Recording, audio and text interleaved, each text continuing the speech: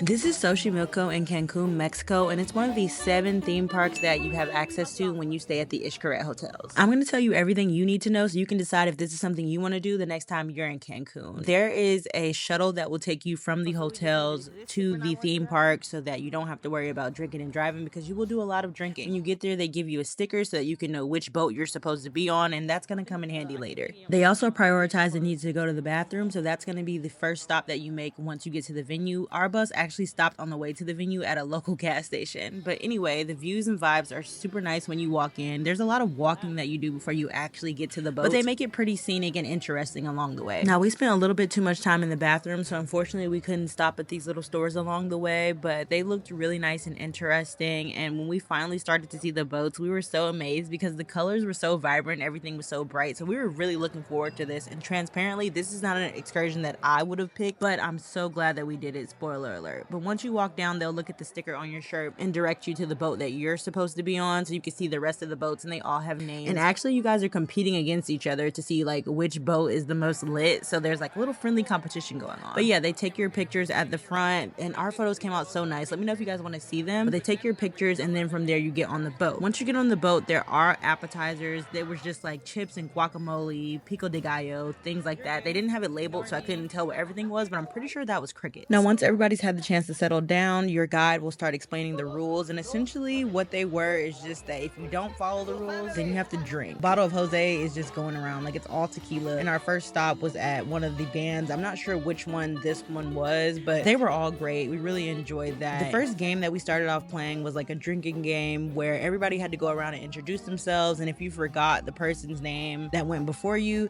then you had to take a shot. If you don't say salute, then that's a double shot. It just was really fun, honestly. I forgot to mention it earlier, but you do need a reservation for this if you're staying at the Xcaret properties because there is a limited number of availability, as you can see. We booked pretty last minute and didn't have any issues.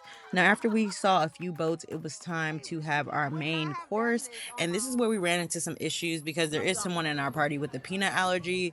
And when we filled out our forms and made our reservations, we let them know that he had this peanut allergy. And we had no idea when we were going to be approaching the food boat to tell them again about the allergy. So they kind of just served us whatever, and he couldn't eat most of his food, which is really unfortunate. But the drinks continued to flow, and we started playing some games, and we kind of just forgot all about that. This part was so fun because watching these people try to do these challenges was hilarious, and it also looks way easier than it actually is because it took me so long to put that dang on ball in a cup. But yeah, this is us doing a little conga line, and then they even had us playing a bit of limbo. I haven't done limbo in so long, and this part of the night was really fun. We had a good buzz going. We were just dancing.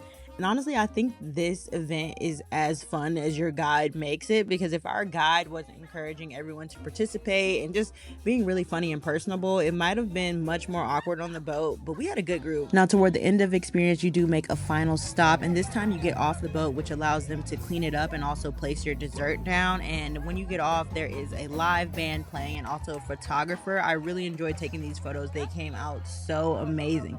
Then you get back on the boat, and guess what you do? You finish drinking. You drink some more because he's going to find a way to make everybody drink if you have a good guide. And from here on out, it was more drinking, more dancing, more mariachi. I mean, I can't really complain about this experience at all outside of the peanut allergy food mix-up. Because if you'll notice, I don't have footage of the dessert because it was also unlabeled and we just couldn't be sure of the ingredients. So in summary, this was a ton of fun. This is absolutely something I would do again. I would love to come with an even larger group of people so that we can really all experience this together, but my group was fun nonetheless. This experience was about 2 hours, and I would absolutely do it again. I don't have any more footage because I was pretty lit, but they shuttled us back to the hotel without incident. Let me know what questions you guys have in the comments, and I'll see you guys in my next one.